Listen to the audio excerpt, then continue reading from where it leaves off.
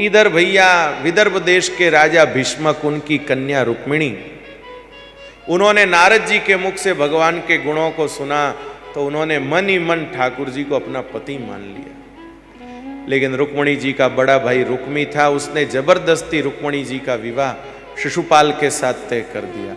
और शिशुपाल के बेचारे के ब्याह के योग ही नहीं आ रहे थे, तो इतना उत्सुक हो रखा था की करी भेजा कोड तो एड़ो आयोड़ो पनीजनो कि लुगई नहीं मिले तो गद्यूं पनीज जा।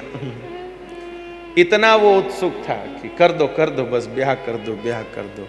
तो ऐसे में भैया लग्न पत्रिका आई।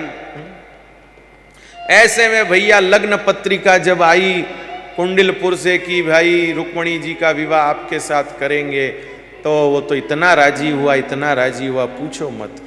उसकी सभा के लोगों ने कहा जरा एक बार हमको पत्र तो दिखाओ, कैसा पत्र। तो पत्र देखा तो उसमें बड़े भाई का हस्ताक्षर था। तो सभासदों ने कहा कन्या के पिता के रहते बड़े भाई लग्न पत्र भेजने का अधिकारी नहीं है। ये लग्न पत्र तब मान्य होता जब राजा का इस पे मोहर होती थी, राजा का हस्ताक्षर होता था, बड़े भाई से नहीं चलेगा। शिशुपाल ने कहा थे लगाओ मारे आडी। अरे बड़ा भाई पिता सम्मान ही तो होता है। उसने भेजा, पिताजी व्यस्त होंगे, उसने भेज दिया। बोले नहीं, राज कार्य में ऐसा नहीं होता। राजा का विवाह जो होता है वो सिर्फ व्यवहारिक या भावनात्मक नहीं होता, उसका राजनीतिक महत्व भी होता है। ये सील नहीं लगी है प्रॉपर, आप जाओ मत, धोखा होगा। शिशुपाल बोला धोखा तुम दोगे मेरे को, मैं तो जाऊंगा, मेरा मित्र है रुक्मी, वो जरूर अपनी बहन का विवाह मेरे साथ करेगा, चलो बारात लेकर चलो। बोले अभी टाइम है, हाल महीना पड़िया। बोले ना टाइम सर पूगणो है। बेचारा इतना ब्याह को उत्सुकता समय से पहले बारात लेकर के पहुंच गया, बारात को ठहरा दिया। अब बेचारी रुक्मिणी जी दुखी रहने लगी कि कैसे होगा, ये तो बारात लेके आ गया पहले ही। रुक्मिणी जी दुखी हुई, विवाह का समय नजदीक आने लगा। और ठीक विवाह के एक दिन पहले रुक्मिणी जी ने भगवान द्वारिकाधीश को पत्र लिखा और एक पंडित जी को कहा पंडित जी आप मेरा पत्र द्वारिकाधीश तक पहुंचाया हो। पंडित जी बोले बड़ी जल्दी दिया पत्र आपने। अरे परसों आपका विवाह है, मैं पत्र कैसे पहुंचा पाऊंगा। रुक्मिणी जी कहती मैं कुछ नहीं जानती, मेरा काम तो आप ही को करना है। तब भैया ब्राह्मण देवता पत्र लेकर निकले, पर भगवान की कृपा से श्री ब्राह्मण देवता द्रुत गति से पहुंच गए भगवान के वहां द्वारिका, किसी को पता भी नहीं चला। वहां जाकर पंडित जी ने भगवान को पत्रिका दी।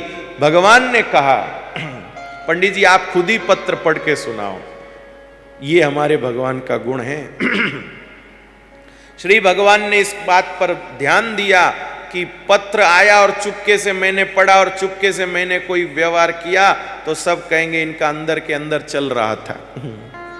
नहीं तो जो विषय है वो रहे, क्योंकि जब अकस्मात इस घटना की सूचना सबको लगेगी तो या तो कोई मेरे चरित्र पर प्रश्न पैदा करेगा या कोई रुक्मिणी के चरित्र पर प्रश्न पैदा करेगा। अगर विषय सबके सामने रहेगा तो किसी को कहने का अवसर नहीं मिलेगा। इतनी सावधानी आज के युवाओं में कहां है भाई, कहेंगे तो कहेंगे। प्राणनाथ पंडित जी ने पत्र पढ़ दिया, भगवान ने सुन लिया। पंडित जी ने कहा आपका उत्तर। ठाकुर जी ने कहा मेरा उत्तर इतना ही है, जैसा रुक्मिणी जी का मन मुझ में लगा ऐसे मेरा मन भी रुक्मिणी जी में लगा है। बस भैया पंडित जी ने कहा इतने में काम हो जाता है। और पंडित जी को लेकर ठाकुर जी कुंडिलपुर आते हैं। अब वहाँ पर श्री रुक्मिणी जी माँ गौरी का पूजन करने के लिए जाती हैं। ठाकुर जी वहीं पर पहुँच जाते हैं। माँ गौरी का पूजन करके जैसे ही रुक्मिणी जी बाहर निकलती हैं, भगवान रथ लिए वे तैयार खड़े दिखते हैं। बस अब तो रुक्मिणी जी का मन करता है मैं दौड़ कर रथ में बैठ जाऊं। रुक्मिणी जी ने पहली बार भगवान को देखा है, पर जो स्वरूप की कल्पना नारद जी दे गए थे वो स्वरूप वहाँ झलक रहा था। इसलिए श्री रुक्मिणी जी भगवान के समीप जाने को तत्पर होती है। रुक्मिणी जी श्री भगवान के समीप जाने को तत्पर होती हैं। कृपानाथ रुक्मिणी जी का मन तो कर रहा है, लेकिन सोचती मैं दौड़ कर कैसे जाऊं, चारों ओर तो सैनिक खड़े हैं, चारों ओर अंगरक्षक हैं, सहेलियां हैं, कोई क्या सोचेगा। ऐसे रुक्मणी जी सोचती रहीं, लेकिन उसी बीच में भैया भगवान ने कहा ऐसे शर्माती रहेगी तो हो गया काम, अभी आ जाएंगे तुम्हारे वो, हाँ तो हो जाएगा सब। इसलिए ठाकुर जी खुद आगे बढ़ते हैं और ठाकुर जी खुद आगे बढ़ करके रुक्मणी जी का हाथ पकड़ के उनको रथ में बिठाते हैं और रथ बिठा के रथ चला देते हैं भाई,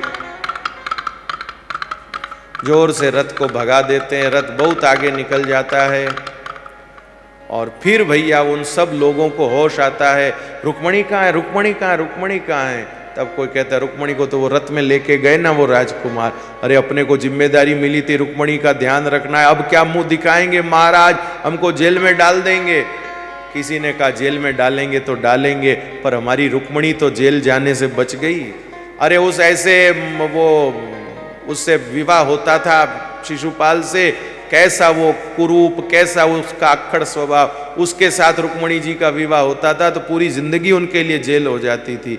हमारी रुक्मणी जी सही जगह पर गई है, उसके पीछे हमको जेल हो तो मंजूर है भाई। अब शिशुपाल को पता चला कि रुक्मणी को तो श्री कृष्ण ले गए। बोला मुझे पता था ये ग्वारिया सीधा नहीं बैठेगा। शिशुपाल और रुक्मी दोनों दौड़ते हैं भगवान को पकड़ने के लिए। भैया भगवान को समझ गया ये दोनों पीछे आ रहे हैं, ये पीछे पीछा करते करते द्वारिका में आ जाएंगे, वहां उत्पात करेंगे, इसलिए इनका रास्ते में ही समाधान कर दो। तो ठाकुर जी ने दोनों को पकड़ लिया, पकड़कर ठाकुर जी ने दोनों को बांध के बिठा दिया, हाथ में तलवार ली मानो दोनों को ही मार देंगे। पर भैया रुक्मणी जी ने कहा मारे भाई ने तो छोड़ दो मेरे भैया को तो न मारो। तब ठाकुर जी ने कहा ठीक है, थारवाड़ ने मारा तो इन बापड़ा ने क्यों मारा, दोनों को ही छोड़ देते हैं। और श्री ठाकुर जी ने दोनों के आधे बाल एक तरफ के हटा दिए और आधी दाढ़ी मूंछ हटा दी। उस जमाने में भैया बिना मूंछ का आदमी बहुत ऐसा समझा जाता था, आजकल नहीं है हो कोई, आप वो न सोचें। तो भैया मूंछ हटा दी। अब बेचारे इतने लज्जित हुए, आधा मुंह ढककर अपने गांव में आए। लोगों ने कहा ये आधा मुंह क्यों ढक रखा, बोले मधुमक्खियां खा गई इसीलिए। ऐसे करके अपनी लाज बचाते हैं और हमारे ठाकुर जी रुक्मणी जी को लेकर के द्वारिका में आते हैं। और अब द्वारिका में द्वारिका के लोग पूछते कौन है हाथे किने लाया हो। ठाकुर जी ने कहा किने लावना चाहिए, वो नहीं लाया। तो द्वारिका के लोगों ने कहा ये बोले हाँ ये। तो द्वारिका के लोगों ने कहा इनके शादी वगैरह रस्म सब हो गई, बोले हैं बाकी है, खाली विदाई पहले हो गई तो द्वारिका के लोगों ने कहा कि अभी और इनके पीहर से कोई लोग आएंगे, बोले नहीं उनको सबको संतुष्ट करके आया हूं तो कोई आने वाला है नहीं, तुम ही लोगों को सब करना है। तो द्वारिका के ही कुछ लोग भगवान के पक्ष में हो गए और कुछ लोग श्री रुक्मणी जी के पक्ष में हो गए और ठाकुर जी के विवाह का मंगलमय उत्सव होने लगा।